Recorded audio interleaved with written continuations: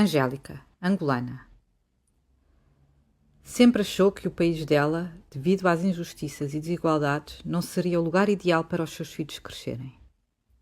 No tempo de Deus pode ser diferente, mas agora não tenho esperança no meu país. Vieram num verão viajar pela Europa. Ficaram logo convencidos que Portugal era o seu destino. A língua, as pessoas e o país convenceram-na. Voltaram no ano seguinte para ficar de vez, mas ela viu-se obrigada a ir a Angola tratar da renovação do visa. O que seria um mês transformou-se em anos. Veio o Covid e ficou presa. Ela em Angola e os filhos cá, entregues a uma caridosa vizinha. Finalmente, conseguiram voltar a juntar-se, a reunir a família em Portugal. Agora, Angélica quer ficar aqui e fazer algo por aqueles que vêm também à procura de uma vida melhor e mais justa. Agradecer à fraternidade pela oportunidade de estar aqui a partilhar essa experiência, que é a primeira vez que eu falo sobre o assunto. O tempo todo que estou cá, é a primeira vez que eu falo sobre o assunto. Meu nome é Angélica, tenho 43 anos, sou mãe de 2 meninos, um de 14 e outro de 11. Praticamente desde muito pequena eu sempre quis emigrar, porque já tinha dado conta que o nosso país tinha sérios problemas. E eu sou uma pessoa muito sensível à miséria. Então, vendo assim o meu povo a sofrer, crianças, aquilo deixava-me bastante sensível. E diante da impotência de fazer alguma coisa, eu tive que me proteger. Talvez de sair deste meio e poder ajudar de alguma forma o que eu podia fazer. E neste momento foi o que fiz. Eu me lembro que quando terminei o secundário, cheguei ao meu pai e disse: pai, manda-me para fora estudar.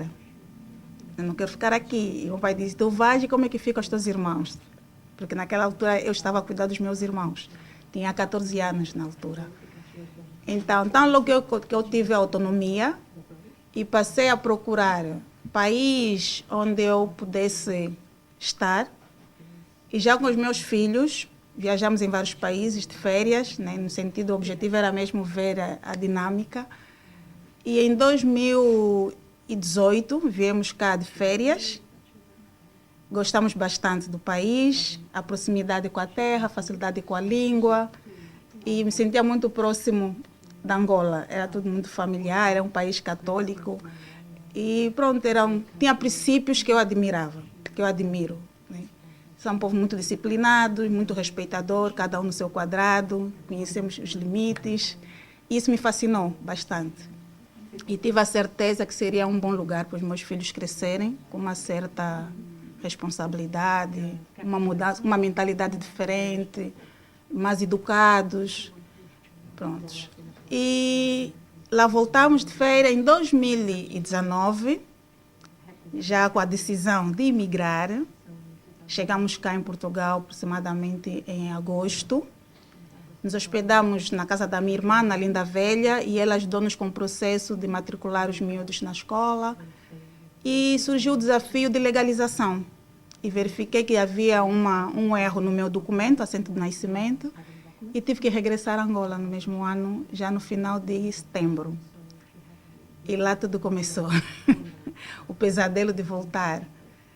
Surgiu a Covid, com a burocracia e as restrições de voo. O meu visto expirou, já as crianças cá estavam, e não era para estarem tanto tempo, era para 15 dias. E lá começou a pressão. As minhas irmãs não podiam ficar mais com os miúdos, porque não era para ficar tanto tempo, elas também tinham que trabalhar. E eu não conseguia visto de jeito nenhum. Foram várias tentativas, 3 vistos negados. E aquele tempo. Agora os miúdos voltam ou eu vou? E nesse processo de vai e vem, a minha filha não queria voltar de jeito nenhum. Disse: mamãe, eu a Angola já não volto. Tu é que tens que vir. E foi um processo muito desgastante, foi uma experiência muito amarga mesmo, que não espero nem desejo para ninguém, porque era aflição todos os dias. Era a pressão da família que eu tinha que tirar as crianças de casa, e automaticamente era aquela ansiedade de eu conseguir o visto quando não dependia de mim. Depois veio a Covid, que eles tinham que estar em casa, sozinho. E eu, a partir de lá, tive que ir atrás de pessoas para ver se conseguiam encontrar algum sítio, uma casa, algum sítio que eles pudessem ficar, Por acaso eu encontrei, depois consegui que a minha mãe fosse ficar com eles por um tempo. E depois a minha mãe também já não estava a dar conta. Eu tive que recorrer à igreja, né, à ajuda social da igreja, que passou a fazer o papel de tutores. Né? Isso foram do Cristo Rei, passaram a fazer papel de tutor, interviam diante da escola, para que as crianças não fossem apresentadas ao juizado, como fossem abandonados. E eu lá, nessa pressão toda. Pronto, terminando esse processo, graças a Deus, quando menos esperava, já tinha um ultimato que assim quando o letivo terminasse, eles tinham que regressar. Mas se regressasse, ficaríamos 5 anos sem entrar no espaço Schengen, porque ficamos o tempo não permitido pelo meu visto, ilegalmente. Então a minha filha de novo disse, eu não volto. Eu fico aqui até me legalizar e depois vocês voltam. E ficamos nesse intuito, nessa batalha. E apareceu a Josefa, é uma família residente na Fonte da Prata, é angolana. Soube da minha aflição através de alguém conhecida dela, e ela logo ofereceu-se para me ajudar. Disse, eu fico com os teus meninos até regressares. Mas eles têm que sair da Algés para a Fonte da Prata. E assim concordei. Eu me lembro que a minha tia me disse, mas tu não conheces ela, como é que você vai entregar os teus filhos? Tu não sabes nada dela. Eu disse, se eles tinham que voltar e Deus manda alguém para cuidar deles, e alguém que eu nem conheço, é a resposta que eu preciso. Eles vão ficar, porque é mesmo para ficar lá. E lá começou o outro processo.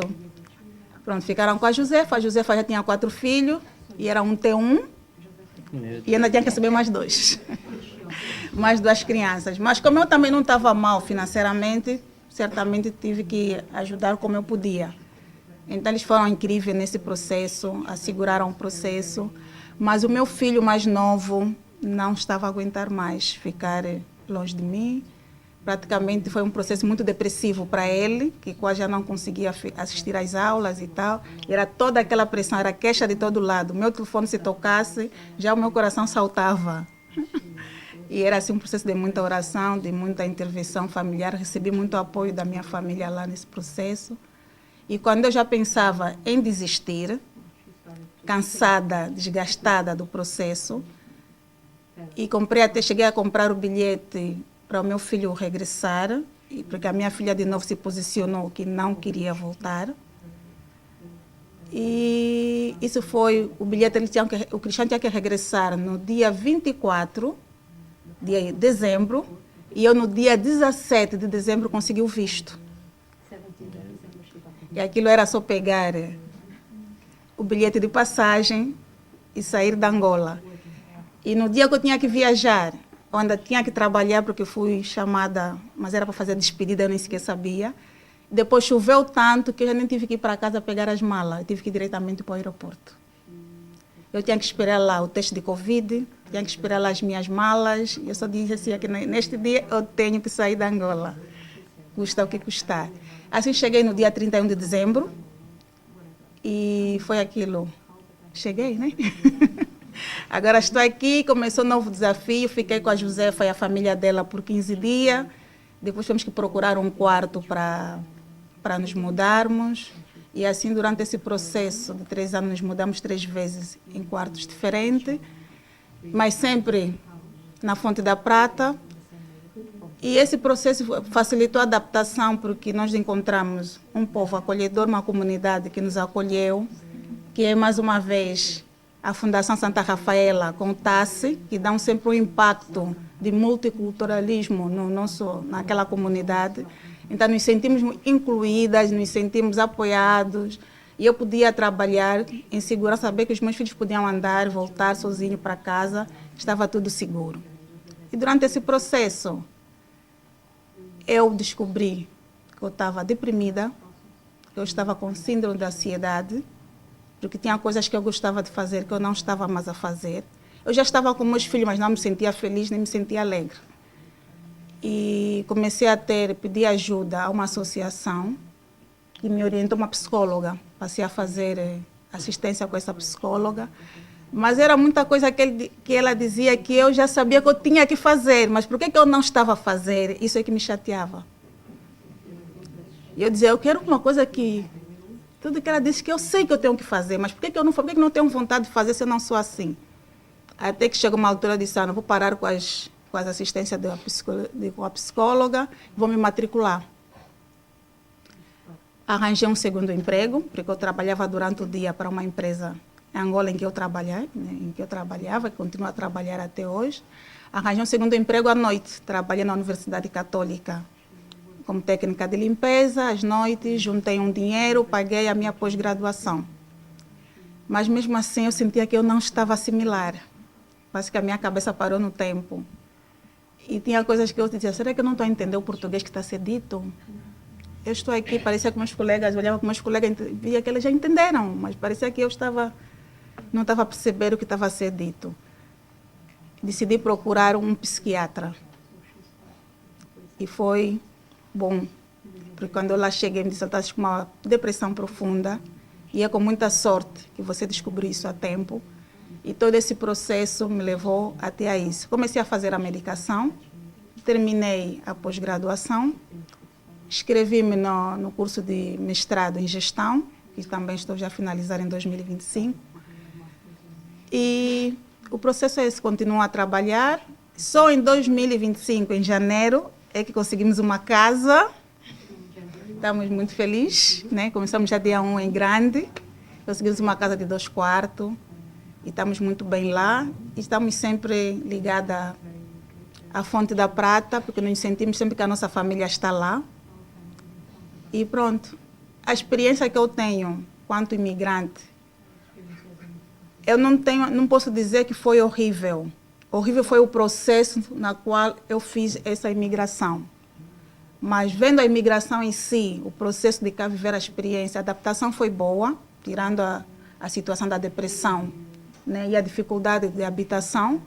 Mas também era coisa que eu já esperava que havia de enfrentar, caso as dificuldades de trabalho, dificuldade com habitação, que a gente temos capacidade financeira para pagar um aluguel. Depois nos exigem documentos. Você tem que ter fatura, tem que ter fiadores, tem que ter IRS. Para uma imigrante, onde é que eu encontro alguém que aceita assumir esse risco de ser fiador? E depois tenho que ter IRS, estamos há menos de 1 ano, ainda não declarei nada, não tenho essa declaração. Será que eu não tenho o direito de ter uma habitação, mesmo eu tendo capacidade de pagar essa habitação? Então, talvez era assim aquela aflição que nos incomodava, né, nos aquietava. Mas eu, como sou cristã, acredito que tudo é no seu tempo. Acreditei até ao fim, até dizer, tu em vez de pagar os estudos, devias ter pago uma casa, devias ter pagado uns 3 meses de renda que o senhorio aceitava. Mas eu dizia, mas não é dessa forma que eu quero, né? Não é dessa forma que tem que ser. Pronto. Aconteceu tudo muito bem, acredito que correu tudo muito bem. E penso continuar cá. Tenho um projeto para cá também, que está ligado à minha tese, que é literacia financeira para os imigrantes residentes em Portugal. Quero trabalhar neste sentido. Quero estar a apoiar os imigrantes. Quero trabalhar com as associações. Quero ser voluntária para poder acolher cada vez mais os imigrantes em Portugal. Eu respeito muito o povo português, admiro o nível de educação. Os meus filhos são educados e eles aprenderam muito disso. E muitas das vezes eu até quero atravessar a estrada rápido e meu filho já me diz, mamãe, passa na passadeira. Eu disse, mas não está a vir carro, mas é na passadeira, mamãe. É desse jeito. E isso é uma mais-valia. Ainda ontem aconteceu, tive uma experiência que eu saí de casa, o meu filho saiu da escola para a Fonte da Prata, tínhamos lá uma atividade. Mas eu cheguei no táxi, não o vi. Cheguei na casa das minhas amigas, não o encontrei.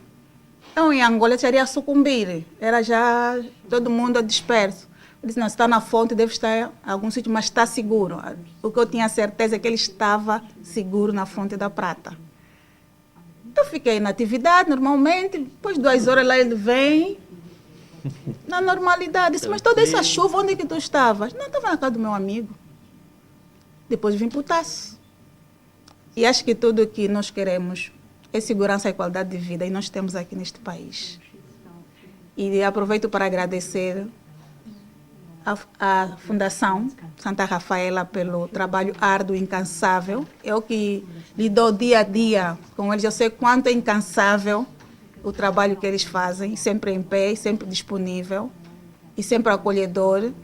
Mas também não digo, mesmo em Algés também tive uma experiência muito agradável. Por isso é que eu digo que o povo português é um povo de paz e é um povo acolhedor. Porque uma vez a minha filha esqueceu a chave de casa, eu ainda em Angola, e ela não conseguia entrar. E teve uma vizinha a ver os movimentos dela lá debaixo do prédio, deu-lhe um toque, ela subiu, disse, liga para a tua mãe para dizer que estás aqui. Já em Angola, eles entraram em contato comigo e me disse, olha, sempre que a tua filha vier, se não tiver alguém em casa, ele pode bater à minha porta, pode ficar aqui. Vivo com a minha mãe, sou enfermeira, ela aqui está bem. E não me conheciam de lado nenhum. A paz foi algo incompreensível na minha essência. Eu disse, esperasse de uma pessoa, de um português, eu podia entender que não podia, mas meus irmãos, angolanos, africanos, crescemos em comunidade, aquilo na minha mente era inconcebível, então criou-me bastante sofrimento. Mas fora disso, eu só tenho mesmo a agradecer. Sabah e Karin, paquistanesas, duas irmãs envolvidas com a comunidade dos focolares. Ficaram sem pai e sem mãe. Os irmãos com vidas longe delas. Gostavam de ter continuado os estudos, mas não tinham condições financeiras. Eram mulheres sozinhas, o que no Paquistão equivale a ser pouco mais do que nada. Ainda por cima católicas. Tentaram viver numa cidade onde havia uma comunidade de focolares, mas mesmo assim, os irmãos e elas perceberam que não era seguro. Tornou-se insuportável viver no Paquistão. O irmão, que vivia na Suíça, conheceu Portugal, através da comunidade focolar. Quando vínhamos no avião, sentimos que estávamos a vir para a nossa gente, a gente católica da terra de Nossa Senhora. A ela atribui o milagre de nada lhes ter acontecido de grave, desde pequena que a mãe lhes tinha transmitido uma grande devoção a Nossa Senhora de Fátima. Olá, boa tarde. We have just learned very few words in Portuguese. Yeah. Okay, we are from Pakistan, as she told you before, and in Pakistan, being females alone, it was really hard to survive. We are 4 siblings. I have 2 more brothers, but one is in Europe and one is back in Pakistan.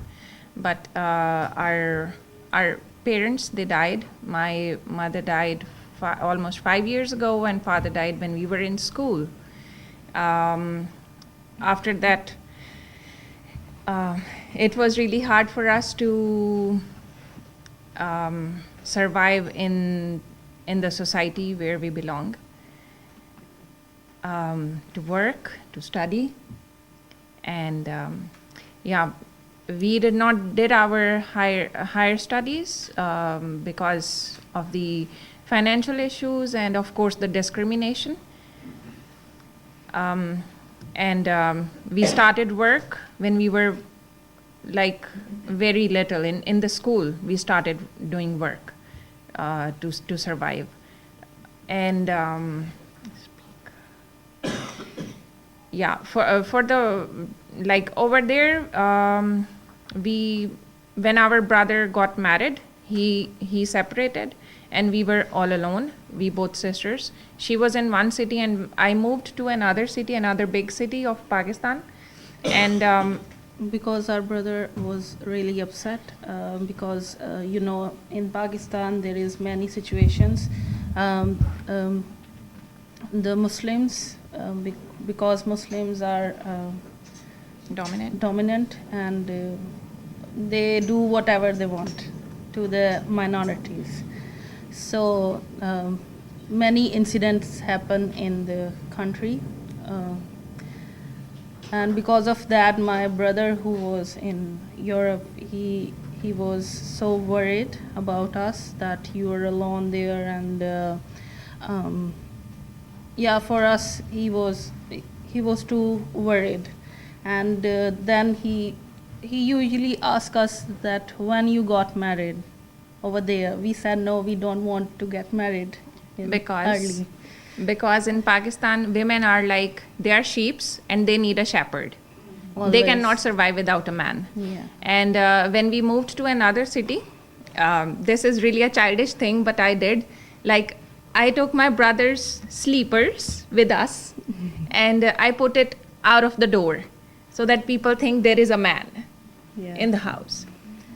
So, because of the domination of men, if two girls are alone without family, you can't even find a good place to live. They don't give you. And and it's very hard in the beginning when we moved, because I'm working in the where we belong. I'm working in the main city of Pakistan, Rawalpindi, and she found a work in other city in Pakistan. So my brother, because I'm working there, she's working there, we are alone. And my brother said, when you both are together, in the bottom of my heart, I will feel relaxed. I feel like two of you are together. In the situation that she live other city and I live in another city, it's hard for him also. So we decided to move the other city of Pakistan, Lahore, where she was working. I left my job and I moved with her to another city, and it's in the beginning it's very difficult to find A place a to place live. to live, even Because- for a one room. Yeah.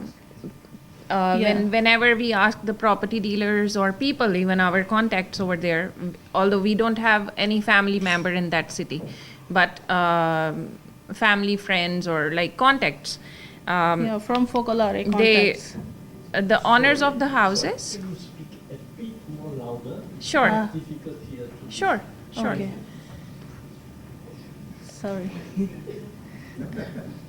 Okay, it was really hard to find place. People, the owners of the houses, they say, oh, okay, how many family members you are? Only two We sisters. say, we are two sisters. They say, no, we will give this house or even the room to the family. And we were like, we are family. No, you are not. You need a brother or a father or a husband. A male figure. A male, like shepherd. You need a shepherd. We cannot give the house to the sheep. So, but still, with the reference of my brother's friend, we spoke with a property dealer, and he gave us an apartment, but that was a commercial apartment, Yeah. which was like in the market. I haven't seen it here, but maybe there are some examples here. Like there are shops on the road, and up there are apartments, and very like prominent apartments. And we started living there. At least we found that. And when we started living there, the property dealer, like the owner, he did not give us the keys. Yeah. Only one key. But I figured out that he entered in our apartment when we were not there. And I was always worried about my sister because I worked in the night, because I was working with the USA-based cardiologist. And I was working at night, and she was all alone at the home. And I was always worried about her, that she is alone, what will happen? Like always after 30 minutes or 1 hour, whenever I feel like I'm free, I should call her. And then hey, how are you? She always say I'm okay, and I locked the house from inside, so don't worry. Then after some time, we changed the lock. Yeah, the locks for the house, and we informed the owner that we are going to change the lock because we do not trust. He said, no, I don't have the key. But we figured out that he has the key, another key, and he entered in the house. And not only this, because he wanted to have an eye on us, what we are doing, what are our activities, because we are alone. And the alone girls are like Prostitutes in Pakistan. public property. Yeah. It is the public property for people in Pakistan. And we were like, always, whenever we were passing from the street, people were looking at us very, like, looking at somebody is normal. We have eyes, we have right, we can see anything. But the way the men of our society, they look, it's like they're looking inside of us, which is not okay. So that's why we decided to move here in Europe side. So we decided to move Portugal because it's a very Portugal is because we heard the story of Yeah, when three we were shepherds. we were kids, Yeah, when we were kids. we were so attached to the story of Fatima. Yeah. And our mother was a strong believer. She was so strong in her faith till her death. She prayed in front of Mother Mary. She always prayed rosary. And like when our brother asked us, okay, I'm going to support you to come here because he is in Europe and we will be close to him. And there were 3 reasons to choose Portugal. First, logical reason is the documents. We can get easily the documentation, we can get it, and we can be independent sooner than any other country. Second reason was because my brother was working in Focolare, and over there he met few Portuguese people, and he was so happy meeting them because he spent a lot of years with them. And they were so humble, so generous, and he was like impressed from them, their personalities. And he said,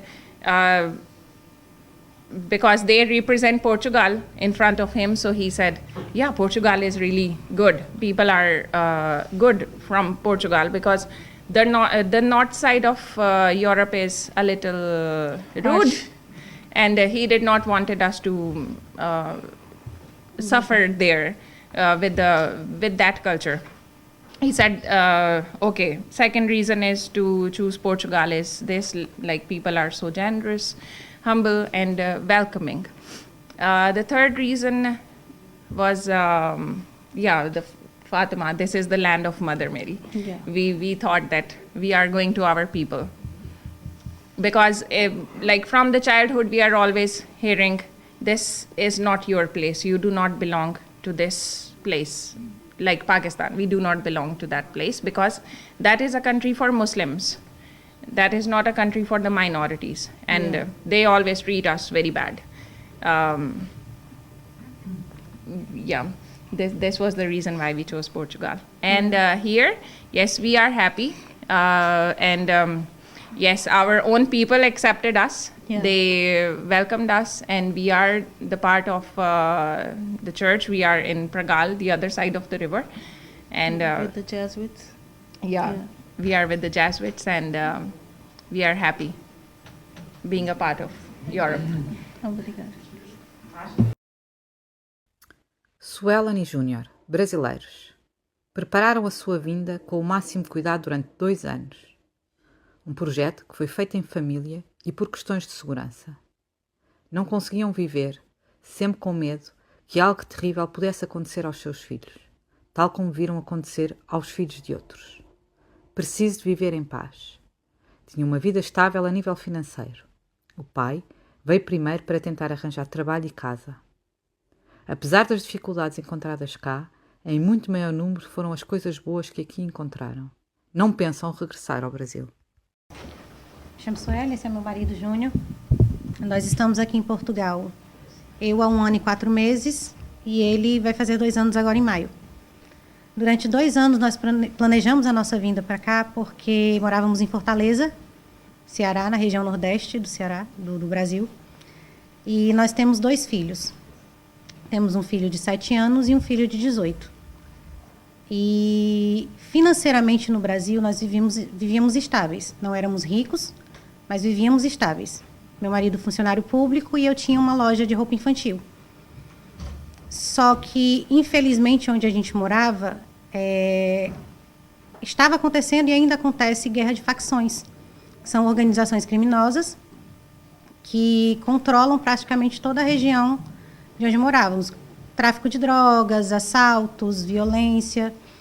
E chegou a um momento que os nossos filhos não tinham a liberdade de ir e vir. Foi quando nasceu primeiro no meu coração o desejo de imigrar. Eu não tinha ainda um país definido. E eu lembro que eu tive uma conversa com ele. E assim que eu tive essa conversa com ele, ele concordou de imediato. E pouco tempo antes, uma amiga nossa tinha vindo para Portugal. E todas as vezes que ela conversava conosco, ela falava sobre se sentir bem, se sentir segura, de não ter aquela preocupação de sair na rua e acontecer algo com ela, ou com a filha, que ela veio com a filha. E foi quando a gente decidiu que vinha para Portugal também. Imigrar não é fácil. Não é. Você deixa a sua família, você deixa seus amigos, você deixa o seu trabalho, sua casa, para ir para outro lugar começar tudo do zero. Mas quando a insegurança tomou conta de tudo aquilo que a gente tinha conquistado, foi quando a gente decidiu realmente vir. Viemos com medo, viemos receosos, porque é um lugar, uma cultura completamente diferente, um lugar completamente diferente. Mas a gente viu que naquele momento era o melhor para a nossa família, como um todo. Não só para nós, mas como os nossos filhos.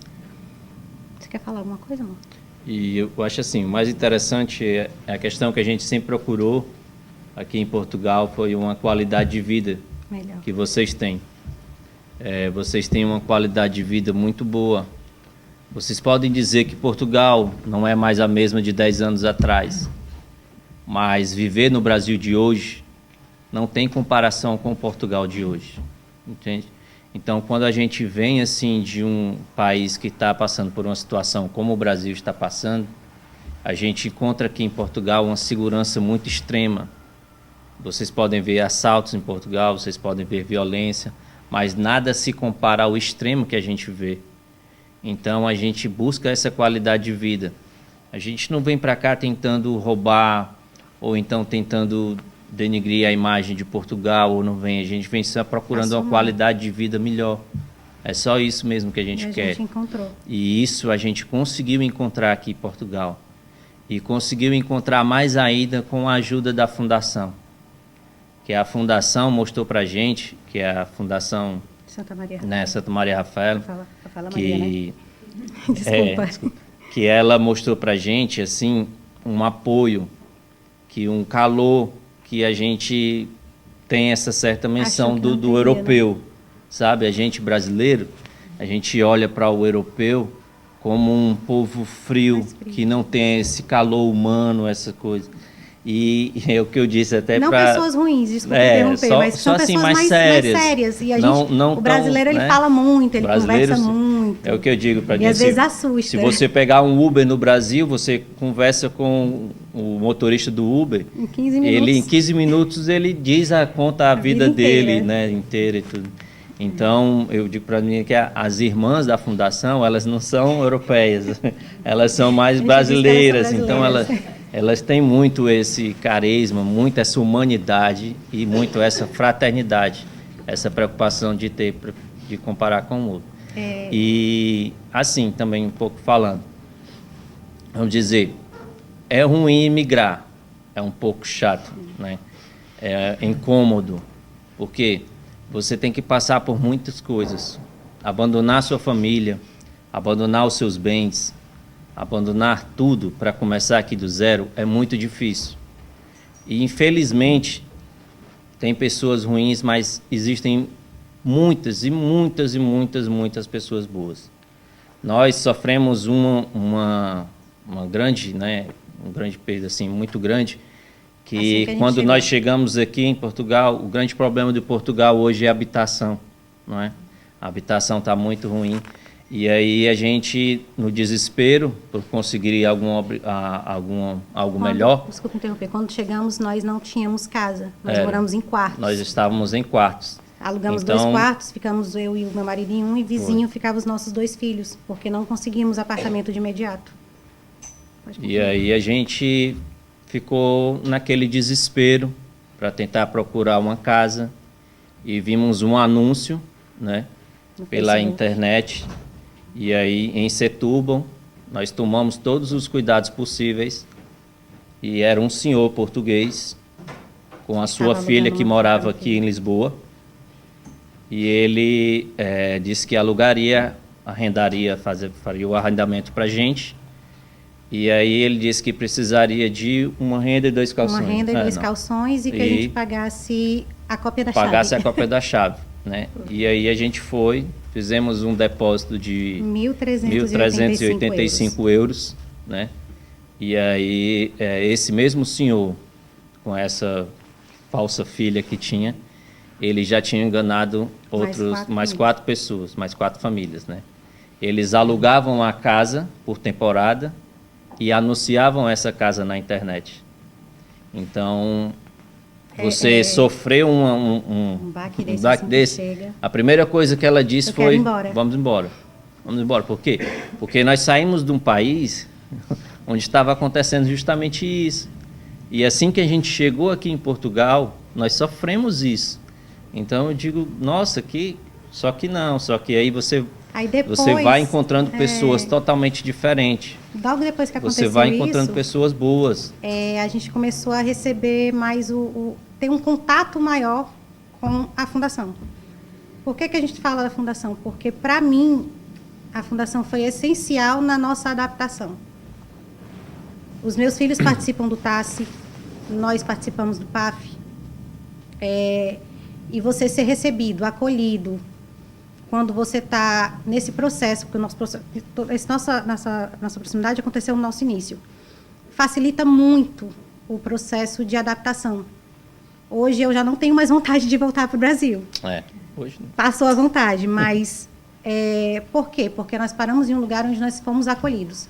Eu não sei para outras pessoas em outras regiões, em outros locais, que possam ter passado por situações que fizeram querer voltar.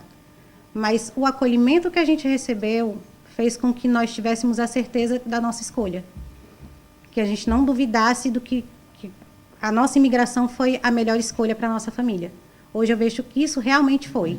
Imigrar para Portugal, trazer os nossos filhos para um ambiente onde eles vão ter uma melhor qualidade de vida, onde eles vão ter melhores oportunidades, onde eu e o meu marido podemos saber que eles vão sair e voltar de forma em segurança, tranquilos, e não ficar com o coração apreensivo. Eu não me arrependo da escolha que eu fiz. Eu faria de novo. E Eu faria de novo. vocês assim podem até pensar: Portugal não é mais o mesmo, mas você nunca vai chegar a sofrer um assalto à mão armada, correr o risco ou perder a vida por causa de um celular, de um mísero telemóvel, entendeu? E isso pra gente Na é nossa muito região tava gratificante. assim, infelizmente. Então pra gente aqui é muito gratificante isso. A gente fica muito feliz quando a gente consegue ver os nossos filhos saindo de casa e podendo voltar às vezes 9, 10 horas da 11 noite. E perguntar para ele e falar como é que foi. Foi tranquilo para ti? Como é você pegou? Nosso filho mais velho tinha uma crise de ansiedade muito grande. Passou aqui. Então, ele conseguiu, acreditem, resolver aqui. Porque ele pegou o metrô para Setúbal errado, foi parar em Praias de Sado, e aí, Praia do Sado, né? Foi parar nas Praias de Sado e voltou para casa E tranquilamente. e eu digo, o que foi que você fez? Ele, não, eu respirei fundo, comecei, porque ele se sentiu tranquilo. Ele não conseguia no Brasil. Ele Qualquer não coisa que conseguia. fizesse ele se sentir pressionado, ele tinha crise de ansiedade. E ele não tem mais. Não tem mais. Ele não né? tem mais. E isso, Foi então, gratificante. foi muito gratificante para a gente. Está sendo muito mais gratificante. A cada vez que passa, a cada tempo que vai passando, a gente vai desistindo mais do Brasil. A gente vai desistindo mais disso. E a gente vai vendo que 90 ou 95% do pessoal que é imigrante, que vem para cá, ele não vem com essa intenção de prejudicar o país na qual A ele gente vem. vem para somar. Ele vem para somar. Ele não está tentando aqui. Alguns tentam implantar a sua cultura, mas eu acho que a gente não, né?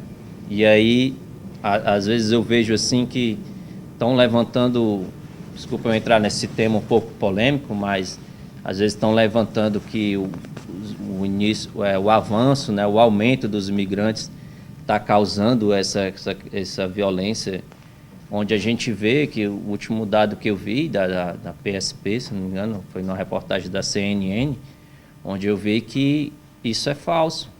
Diz que 0 ponto algum por cento, não me lembro, não me recordo muito bem, mas diz que essas violências não são causadas por imigrantes, né? Então eu acho que assim está sendo levado um pouco a mais do que o que essa culpa que a gente tem, porque a maioria dos imigrantes são familiares, são famílias que vêm buscar, a gente quer buscar uma coisa melhor. Se eu quisesse ser violento, eu ia ser no melhor país para ser violento, Brasil. Eu não tenho necessidade de migrar para Portugal para ser violento. Seria lá, né? Então, eu venho para cá para ajudar, para receber essa cultura de vocês que é muito forte, é muito boa. E esse bonita. respeito, porque pode ter alguma pessoa, como teve esse meu caso, né? De que eu sofri infelizmente, né? Mas... É uma parcela mínima. 99% do parcela povo mínima. português é acolhedor. Vocês são muito acolhedores. Pode sim. Posso só pedir uma ou duas palavras que Sim. queiram deixar aqui que simbolize para vocês a fraternidade. Acho que uma palavra gratidão. resume é gratidão e humanidade. Gratidão. Gratidão e humanidade. Obrigada. De nada. Siraj, eritreu. Fugiu sozinho a pé da Eritreia até ao Sudão. Não era suportável viver num país bloqueado como a Eritreia. Veio de inferno em inferno até Portugal. Sua voz é de tom baixo, quase como se ainda andasse escondido. Mas ao falar da sua mulher, a sua voz ganha vida, assim como o seu coração ganha esperança. Esperança de um dia ela também poder viver em liberdade aqui. Quem sempre viveu assim em liberdade, não sabe, nem sonha, o que é viver de outra maneira. Olá, boa tarde. Vou tentar falar um pouco mais alto. Obrigado, Catarina. Desculpa, obrigado, Rita. Quero agradecer primeiro a Rita, a Catarina e o senhor padre que entraram em contato comigo e falaram comigo sobre este assunto e pelo convite tenho que agradecer e também a toda a gente. Vou fazer uma pequena introdução sobre o meu país de origem, sobre a Eritreia, porque a maioria das pessoas não sabe onde fica a Eritreia, porque é um país novo e, com toda a razão, muitas pessoas não sabem onde que fica. A Eritreia é um país da África, mas como é até nos anos 90, estava de colônia para colônia, a maioria das pessoas não sabem. Eritreia é um país da África, faz fronteiras com Etiópia, Sudão e no Mar Vermelho também com a Arábia Saudita e com Iêmen. Passou de colônias para colônias, de colônia Grécia para a Turquia, de Turquia para Egito, de Egito para Itália, de Itália para a Inglaterra, de Inglaterra, a última colônia foi da Etiópia até 91. Esta é uma pequena... mas eu era estudante e continuei na Eritreia com a minha família, fui para a escola, estudei até 11º ano. E as regras da Eritreia, normalmente, quando um aluno ou uma aluna acabar 11º ano, tem que ir ao serviço militar obrigatoriamente. Vai ao serviço militar obrigatoriamente, depois de terminar 11º ano, termina o serviço militar. Serviço militar não tem data para terminar, só tem data para começar. Mas vai fazer treino militar, depois de acabar treino militar, é que vai completar o 12º ano. Esta é a regra do país. E o serviço militar começou nos anos 90, depois da independência do país. A independência foi em 1991. 3, 4 anos depois, o governo declarou serviço militar obrigatório para toda a gente, para mulheres e homens, a partir de 18 anos. Era durante 18 meses. 1 ano e meio era obrigatório para toda a gente. 1 ano e meio depois, cada um volta à sua vida normal e continua. Mas, infelizmente, estas regras não vão ser assim. Obrigatoriamente vai a partir de 18 anos de idade, mas não sabes quando que vai voltar para casa. Vai ficar lá para sempre. Há pessoas que estão a continuar no serviço há 30 anos, desde a sua independência do país, 34 anos.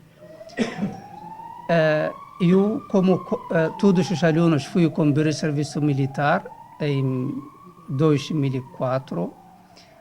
Fui, treinei, depois de treino voltei a completar o 12º ano, mas no mesmo sítio, no quartel militar, onde fui fazer o serviço militar. Porque não tem direito a voltar para a escola, a sua escola, e completar o 12º ano. Não existem estas regras. Vai ao quartel militar, continua treino, acaba treino, continua o 12º ano, e depois vais continuando na vida militar. Eu estive durante 1 ano, até 2005. Depois sei que não vai resultar nada. Eu, pessoalmente, não vou conseguir mudar nada. Quem governa é o governo. Quem manda é o governante. Seja eu, seja outra pessoa, não vamos mudar o que está mal. E cada um tem que procurar o seu caminho melhor, achar melhor caminho. Eu tomei decisão a dizer que então assim não vale a pena perder tempo, porque não há tempo para voltar para casa, ou terminar serviço militar, vou continuar para sempre, não quero voltar, não quero continuar nesta vida e tenho que ver outra solução. Então, qual era a solução? Não havia outra solução, só fugir. Tenho que fugir do país, tenho que sair do país. E decidi, tomei esta decisão e saí no início de 2005 da Eritreia, por causa da pressão, por causa de falta de liberdade, falta de direito de humano. É por isso que saí para procurar melhor vida. Saí, fugi, fui para o Sudão, fui a pé, fui sozinho, cheguei ao Sudão. Quando cheguei ao Sudão, pedi proteção internacional no Sudão. Havia um escritório, o gabinete de Acnur, fui lá, pedi asilo. Mas no Sudão, uma pessoa pode pedir asilo, mas não resulta grande coisa. Não há a recolocação, não há a reinstalação, a partir do Sudão, e não resultou nada. Por isso, a minha intenção, desde que eu tomei decisão a sair da Eritreia e ir para fora, não era viver no Sudão, era chegar à Europa. Procura de paz e um país seguro, e chegar à Europa. Depois fiquei durante 1 ano no Sudão. Foi difícil a vida no Sudão, porque não tinha passaporte. Na Eritreia não é permitido ter um passaporte.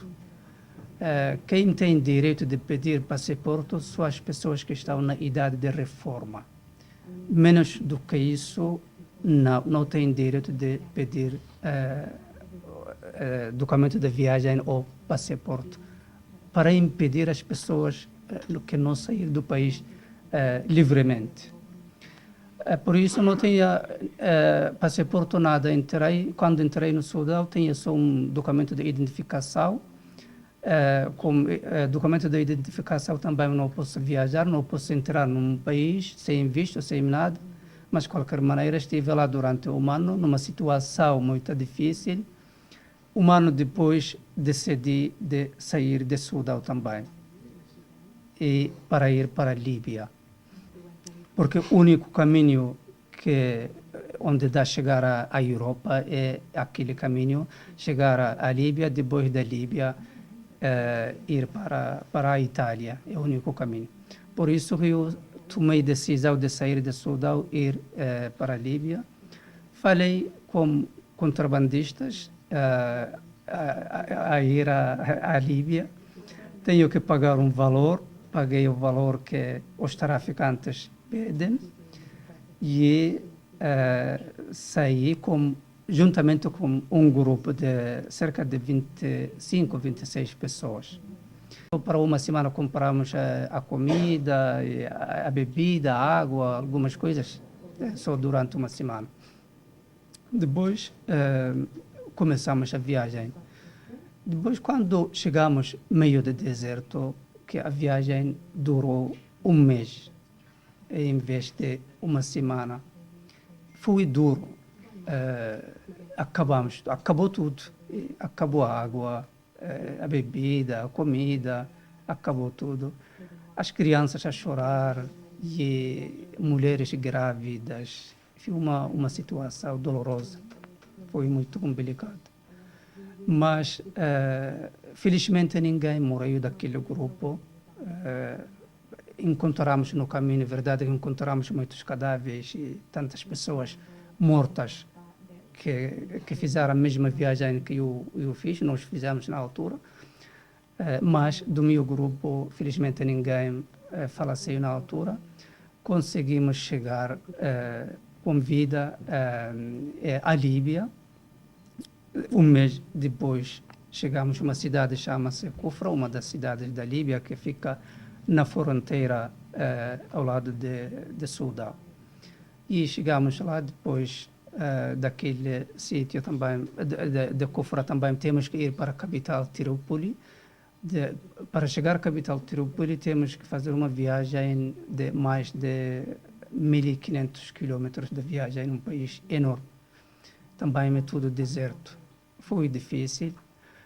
Mesmo dentro da Líbia, para chegar à capital Trípoli, demorei cerca de 4 meses.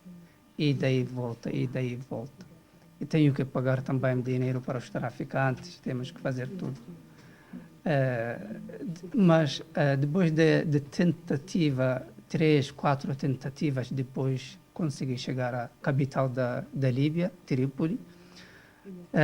Depois de chegar a Trípoli, encontrei a minha comunidade, alguns eritreus que já chegaram à Líbia, que já estavam lá há alguns anos ou meses.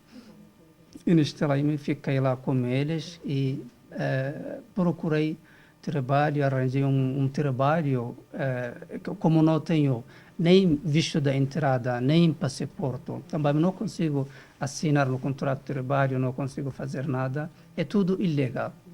Trabalho ilegalmente e ganho dinheiro assim. Depois de juntar um pouco de dinheiro, tentei ir para a Itália. Fui apanhado pelas autoridades líbias, fui preso várias vezes, fiz tantas tentativas para ir, mas sempre que tentei fui apanhado e não fui único no meio de tanta gente e fomos presos. Assim, nesta situação, andei na Líbia durante 5 anos. Durante 5 anos não consegui sair da Líbia para nenhum lado. Foi muito duro, foi muito complicada. A vida mais difícil que eu enfrentei na minha vida foi a vida que enfrentei na Líbia. Chegamos em 2011. E em 2011 começou a Primavera Árabe, que toda a gente sabe. Começou a Primavera Árabe, começou a Guerra Civil na Líbia. E quando começou a Guerra Civil na Líbia, ninguém pode sair da sua casa, fica em casa. Depois, na altura, quando começou o conflito na Líbia, a ACNUR abriu gabinete na Tunísia. A Tunísia é um país, faz fronteira com a Líbia, e eu vi na televisão, na Al Jazeera, dizer que o Acnur, uma representante da Acnur a falar, abrimos um gabinete na Tunísia. Depois eu decidi ir para a Tunísia. Apanhei um táxi, tentei ir sozinho, como saí de Eritreia sozinho. Também tentei ir de Líbia para a Tunísia sozinho, mas um amigo meu disse-me que vou contigo. E fomos juntos de Líbia para a Tunísia. Chegamos à Tunísia, fronteira. Abriram um campo de refugiado na fronteira, mas no território tunisiano, fronteira com a Líbia. E entramos, passamos a fronteira da Líbia para a Tunísia e ficamos no campo de refugiado. Era um campo que a Acnur instalou no momento, por causa da crise, quando começou o conflito na Líbia. E na Líbia vivia mais de 6 milhões de migrantes de diferentes países, de todo o mundo. E o Acnur abriu lá esta estação. E fomos para lá, entramos, só que o campo não tem condições. Não tem casa de banho, não tem nenhuma condição. É um deserto, só instalaram ali tendas e só isso. Ficamos lá, destruíram-nos tendas, ficamos nas tendas, e grupo a grupo. Mas não falta alimentação, a comida, a bebida, a roupa, não falta ajuda. Mas o campo não tinha outras condições, foi também difícil. Mas, de qualquer maneira, depois de chegar à Tunísia, esqueci-me. Na Líbia, quando cheguei à Líbia, também pedi asilo, proteção internacional, só que não resultou nada na Líbia também. E quando cheguei ao campo de refugiado na Tunísia, pedi terceira vez, novamente, e fui entrevistado ali no campo de refugiado na Tunísia. O campo chama-se Xuxa.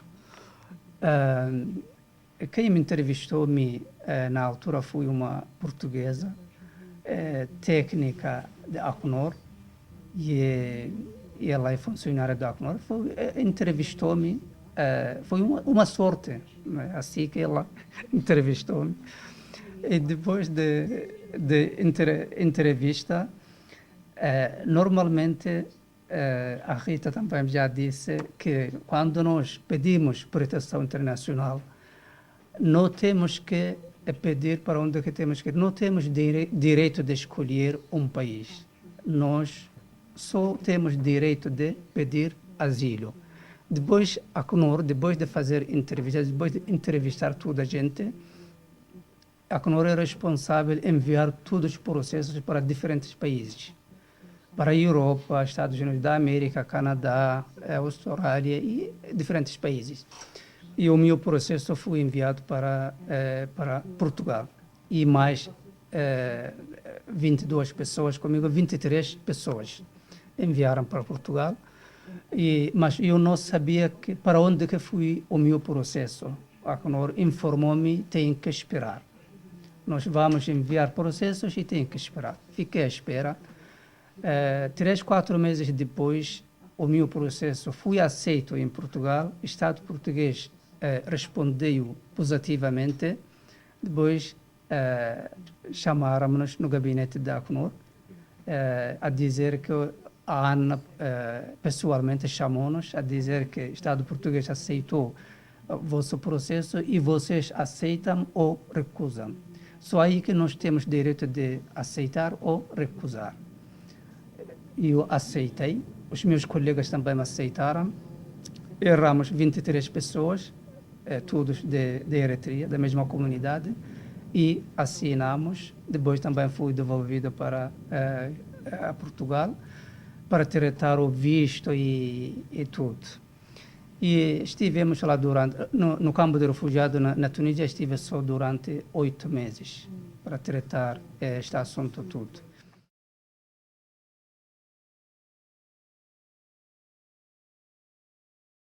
A pergunta que eu fiz à Ana na altura era sobre língua portuguesa. A língua portuguesa é mais difícil que inglês ou mais fácil? E eu perguntei. Ela respondeu-me que é mais difícil do que inglês. E aí eu memorizei esta palavra, desde então tenho que preparar-me, porque a língua vai ser mais difícil. E sem falar também, a integração não vai ser fácil. Tratamos as coisas, depois, 8 meses depois, fizemos a viagem de Tunísia para Portugal diretamente, de avião. Cheguei dia 31 de outubro de 2011. Quando cheguei a Portugal, fui recebido pelo Conselho Português para os Refugiados. Estive no Centro de Acolhimento para os Refugiados na Bobadela. E estive lá no centro durante 4 meses. E 4 meses depois, a organização, deste primeiro dia, a organização de acolhimento ajudou-nos em tudo. Na aprendizagem da língua portuguesa, tínhamos a professora lá no centro sempre, a professora chama-se Isabel Galvão, que continua até agora no centro, professora que a maioria das pessoas conhecem e faz excelente trabalho. Estivemos lá e aprender com ela língua portuguesa.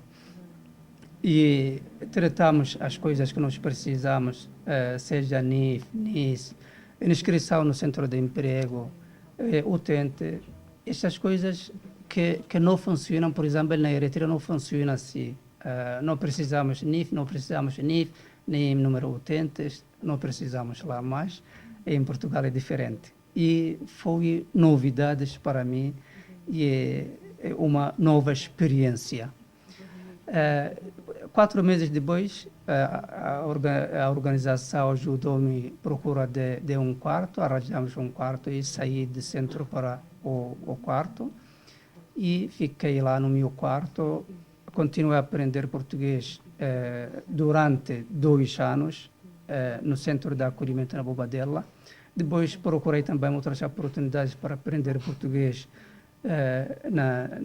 nas escolas públicas também, continuei. Tirei outras formações também, como pastelaria, padaria e outras formações também. E 2 anos depois comecei a trabalhar como trabalhador independente na área da tradução. Primeiro comecei a fazer tradução no CEF, como tradutor independente.